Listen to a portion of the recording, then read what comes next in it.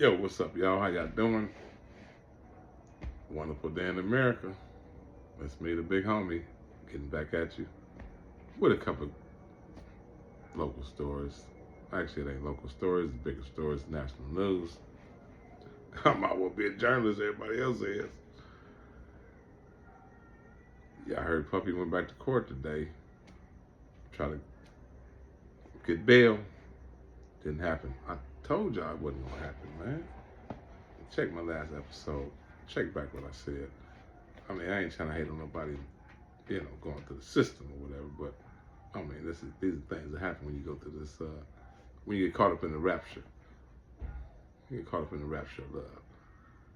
But no bail, flight risk. You got to stay there during the trial. Boy, I know you're sick right there, puppy. Handcuffs. But you know what? I've been thinking about this whole situation, man. This has been kind of like, sitting on my mind a little bit. And for some reason, I'm going to keep it 100. It kind of seemed like, I'm looking at I'm the type of person, I'll keep it real. I'm all about facts. I'm a facts guy. I'm gonna keep it 100. Show me the smoking gun. Let me see what the evidence is so we can get to the nitty gritty. Opposed to just a public opinion of what everybody think and how they feel. But when you look at it, outside of Puff Daddy being a sick freak, womanizer, what does he? I mean, what did he do to really deserve a life sentence? We talking about a life sentence, taking a man's life away for the rest of his existence on the world, in the streets, society. I mean, don't get me twisted. Don't get this misconstrued. I'm not defending nothing he did because he tipped old girl up. And, you know what I'm saying? They went through it and it looked real bad. It was violent. It was not right. But does it really deserve a life sentence, or is it just a bigger conspiracy to take down another brother? Like like people have done, been taken down in the past. So I just look at the bigger picture.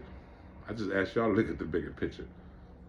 And just, they say you're innocent before proven guilty in America. It don't seem like that way. It seems like it's kind of like, I don't know, man. I'm looking at the charges, and it's like, okay, they got a bunch of guns. Okay, they got a bunch of guns. They got some drug use, sex freak parties, as they, classify it. But outside of that, somebody tell me, drop some comments. Let me know, what do y'all think about it? Are they reaching on this situation? Because y'all know the statute of limitation was about to be over on this case, so they had to make a move. They had to charge him in some of these cases. And, so I'm like, is this really a bigger conspiracy that we ain't seeing, that we're not seeing? Okay, like I said, okay, he was off the chain. They was doing a bunch of freaky shit. He's a fag, a gay boy or whatever, you know what I'm saying? To each his own. Do what you do. Just, stay over there with it because, a lot of people, it's not their prerogative. So, have your free parties over there. I mean, which they were, it seemed like, because I ain't been in none of them. Well, I guess I wasn't that magnitude, but if I was, I mean, I wouldn't have been there. If I would have had the paper to be there, I wouldn't have been there. A lot of people could have been there, big celebrities, wasn't, pulled up and left, I heard. That was the 50 Cent go there once before it left or something? I don't know the story. I think Cat Williams, one of them, was there, bailed up out of there, so I don't know the whole story. But the bottom line is, does this dude really deserve a life sentence based on what we've seen so far? Because I'm sitting back waiting on the facts. Like, show me the smoking gun, man. Because I guarantee you, everybody that was at them parties wanted to be there. When they walked through them doors, when they first put up, it was a situation they wanted to be there. So, I mean, I'm not defending him, not defending his actions or nothing, but I'm just saying, does it really justify a life sentence to take your life away from you on the street? RICO and all this type of stuff. I don't really see it, man. I don't really. Maybe it's coming. Maybe I don't know. Who knows? I'm not saying this that it's not hasn't happened, but they haven't showed it to the public yet. They've showed us some, charges that happened. He done this, he done that, freak parties, what I'm saying, Vaseline, lubrication, all this weird stuff. Okay, whatever. That's it. That's your prerogative. Do what you do, but where's the smoking gun? That's all I'm trying to say. But was you a dirty dude? Do you deserve to get DP'd real decent, beat up bad, served by maybe 5 women, 5 men? Even if the criminal justice system feel like they need to give him some time, do what you got to do. But I just don't feel like the queer deserve a life sentence. That's my opinion. Straight up. But I did read a little bit about him allegedly supposed to be pimping. So P. Diddy's a real pimp. He's supposed to went across state lines, done some pimping and whatnot. But they say, you know what I've heard? I've heard, like, just say for instance, if you got a female, just say you in Los Angeles or you're in Texas or whatever, you got a bad female you see on, whether you meet her online or whatever, if you decide that you want to send for her, put her on a flight, send her somewhere, send her out there and have sex with her, that's sex trafficking. Y'all know that. That's sex trafficking. So people that's doing that, you know what it is. Send for a female, fuck her, it's sex trafficking. That's just to let you know how thin it is with these laws and how they decide to pick and choose on who to go after. So get your bag up and get in a situation that you never know what the situation may turn out to be. Who knows? He might got some dirt on somebody, or I don't know what the situation. We'll see. Put it like this. Like I said, I'm not defending this dude, but at the end of the day, we'll see what happened. But as of right now, the evidence that they got right now, it ain't nothing but a freak fest, queer event that went whatever direction it went, and it seemed like the federal government want to step in and take the dude down, take everything he got. I don't know. Other news, Drake. Rumor has it, I don't know, man. I look at these podcasts and I kind of pick up the information and run with it, and some is filtered in, some go through my mind, some leave, but some of them I just think about and decide to talk about it. But Drake, they say Drake has got at the NFL and notified them about his part within the song, and he don't want to be a part of that. The part that they mentioned him being a child pedophile, or whatever, the kid stuff. So I don't know if that's true. That's just something on the rise, and we'll see how that news turns and go forward. But Drake is basically supposed to be complaining to the NFL about him being set out in a certain way, a certain image as a pedophile, dealing with kids and stuff. And I wouldn't want to be out there in the world like that either. Especially if it ain't true. There's a lot of stuff going on this internet that ain't real. TV, internet. This is a cold tool. It's a cold vehicle. It could be used for the good or it could be used for the bad. But one thing about this internet, it will have your mind convoluted, twisted, confused, and not really know what direction to go with if you're not a thinker, if you can't just think on a higher level and think outside the box, because this is a box. This is a box right here that we're in. So sometimes you got to think out the box and, weigh some of these opinions that's out here. Weigh some of the opinions that's out there and just see how it is, man. And just not be so fast to judge and react certain ways based on what we hear in the media. Because the media can twist up stuff, man, and lie and have you all twisted up. I was checking out Donald Trump. And Kamala Harris, the race. Harris is actually stepping up, as I mentioned last night. She's stepping up, doing her thing, starting to lead.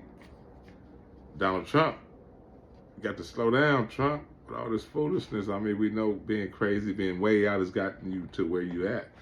But sometimes you got to pump the brakes and just watch what you say, because they done a facts finder about these dogs that's supposed to have been eating over there, and the Haitians supposed to have been eating the dogs and stuff, and the one brother, he's actually the National Community Help and Support.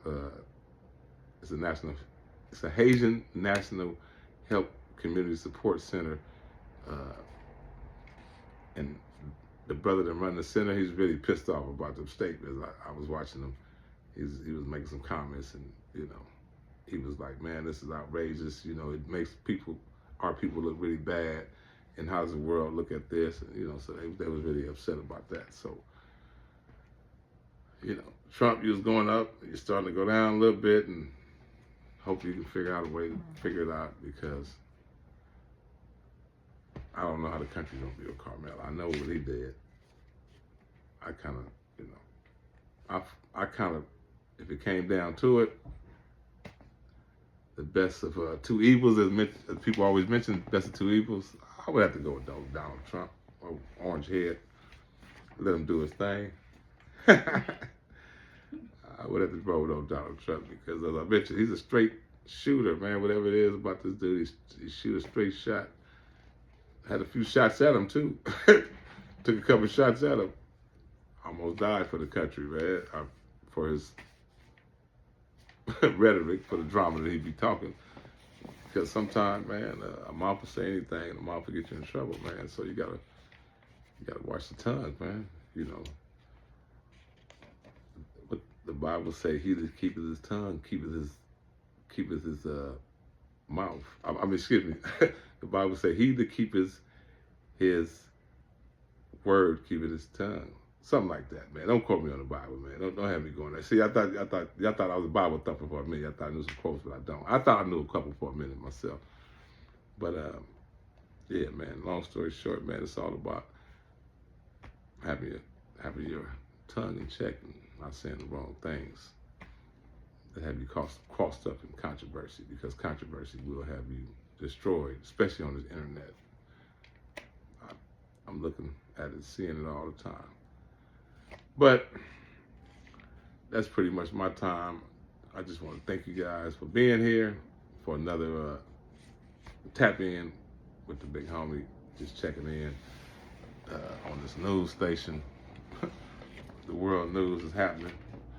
We're going to get into some local news too, but not tonight. We're going to talk about some local news a little bit later. I've been putting in a lot of work. The local news with me is, as always, my TV series. I'm working on that. It's right behind me. In case y'all don't know, those that don't know, this is the Gangsta Jake TV series, which I'm working on. And as I always mention every time, I need y'all to check out some of these books, man. I need y'all to get up in the DMs, man. Tap in, check me out. In order to get that movie, it's gonna take some dough. And some dough. So we gotta keep the dough coming. We gotta keep the support going. That's part 2 right there, Gangsta Jake, Path to Terror. Check me out, man. Good story. And it all leads up to the 3rd book, which is what the play is about. Peace Treaty 2017. This is about a national peace treaty among the Bloods and Crips.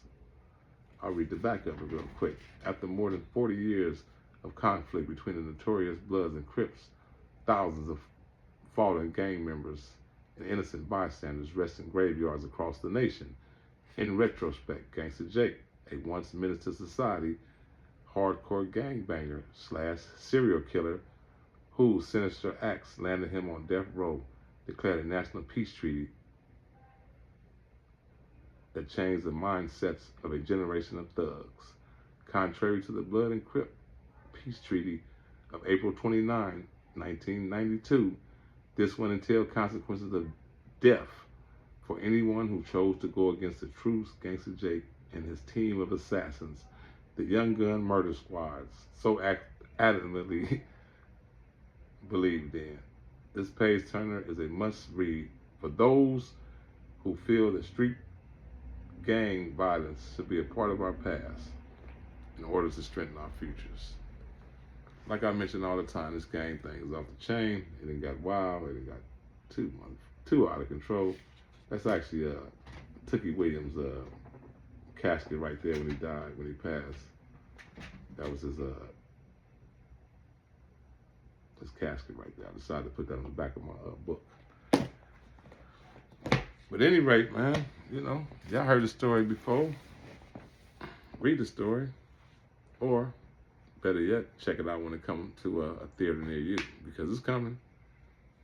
It's gonna start off with a stage performance, but after that, we're gonna be filming this episode after episodes of this Gangsta Jake TV series. All right, y'all, I'm out of here. I'm about to get up over here, give me a little meal for the night, lay down. I've been working. Yeah, I know my eyes are a little low, but they open. I can see you. Y'all can see me. It's the big homie. I'm out of here. Happy hump day. Get ready for Thursday, y'all. It's coming. Which is going to be, what is that? Thursday the 19th? Get ready for the 19th, baby. God willing, I'll be there with you. I'm out of here. Hey.